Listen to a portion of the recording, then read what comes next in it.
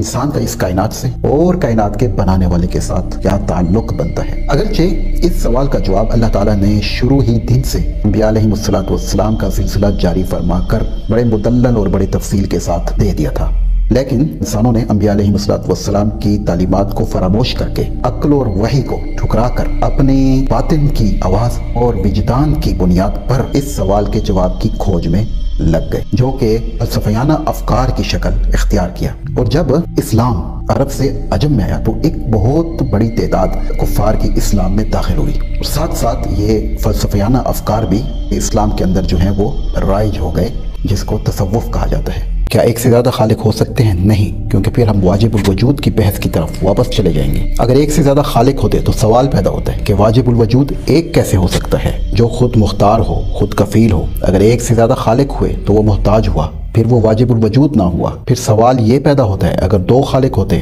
اول تو قرآن میں اللہ تعالیٰ فرماتا ہے کہ وہ اقتدار کے لیے ایک دوسرے کے ساتھ لڑ پڑتے، تو اس سے یہ معلوم ہوتا ہے کہ دو طاقتیں جو ایک دوسرے کے ساتھ لڑ رہی ہوں وہ محتاج ہیں، کیونکہ انہیں ایک دوسرے کو مارنے کے لیے زیادہ طاقت درکار ہوگی۔ اس لیے ہم سمجھتے ہیں کہ ایک واجب الوجود ہونا لازم ہے جو خود مختار ہو، خود کفیل ہو، اور وہ واجب الوجود ہو۔ ہمارے یہاں اکثر یہ کہا جاتا ہے کہ دین کے جو احکامات ہیں وہ عقل پر مبنی نہیں ہیں۔ یہ بات بالکل غلط اور لغو ہے۔ قرآن کریم صراحت کے ساتھ یہ کہتا ہے کہ جو دین کے احکامات ہیں وہ سراسر عقل ہی پر مبنی ہیں۔ جگہ جگہ دعوت دیتا ہے، افلا تعقلون، افلا تدبرون، افلا تتفکرون، افلا تبصرون، کیا آپ دیکھتے نہیں ہیں، غور نہیں کرتے، فکر نہیں کرتے، سوچتے نہیں ہیں، عقل کو کیوں نہیں استعمال کرتے؟ کیا اندھے ہو، بہرے ہو، جانور ہو، کیا انسان نہیں ہو؟ تو قرآن پاک تو جگہ جگہ جو ہے وہ غور اور فکر کی دعوت دیتا ہے۔ اگر کوئی شخص ہے کا ذہنی توازن درست نہیں ہے، کیا وہ شخص دین کے احکام کا مکلف ہوگا؟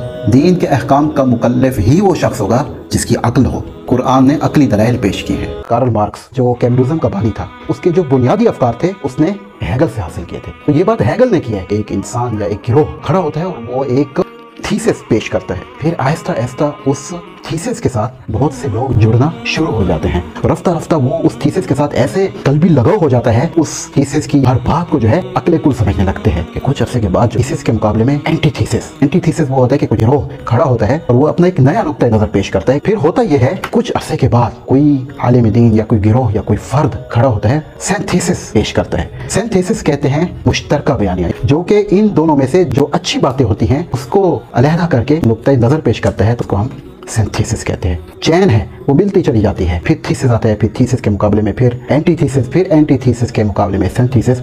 آرمسٹرانگ اور اس کے ساتھی اپولو 11 پر ایک خلائی راکٹ تھا، چاند کی طرف انہوں نے سفر کیا۔ آخری مرحلے کے اندر انہوں نے چاند گاڑی کے ذریعے سے چاند کی سطح پر قدم رکھا۔